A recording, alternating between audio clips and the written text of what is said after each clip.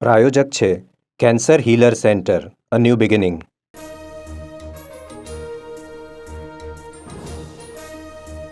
ગુજરાતમાં લાગુ થશે યુસીસી. સુપ્રીમ કોર્ટના નિવૃત્ત ન્યાયાધીશની અધ્યક્ષતામાં 5 સભ્યોની બનાવાઈ કમિટી 45 દિવસમાં સોંપશે રિપોર્ટ.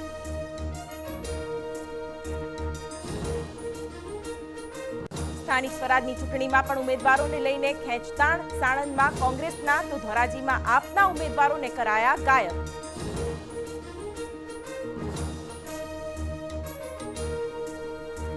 બેટ દ્વારકામાં ડિમોલિશન પર રોક માંગતી વકફની અરજી કોર્ટે ફગાવી. મસ્જિદ, મદ્રસા, દરગાહો તોડવાની પર રોકની અરજી હતી.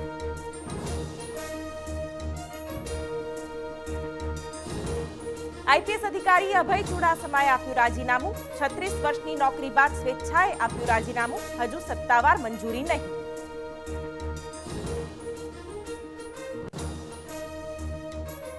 સુરત રેલવે સ્ટેશન પર માનસિક અસ્થિર વ્યક્તિએ મચાવ્યો હંગામો. ટ્રેન પર ચઢી કરી ધમાલ. 7 ટ્રેનો 45 મિનિટ પડી મોડી.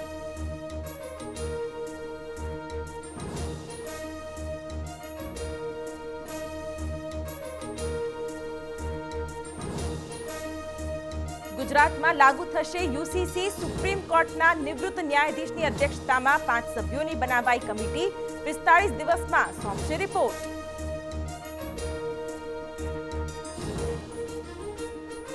સ્થાનિક સ્વરાજની ચૂંટણીમાં પણ ઉમેદવારોને લઈને ખેંચતાણ. સાણંદમાં કોંગ્રેસના તો ધોરાજીમાં આપના ઉમેદવારોને કરાયા ગાયબ.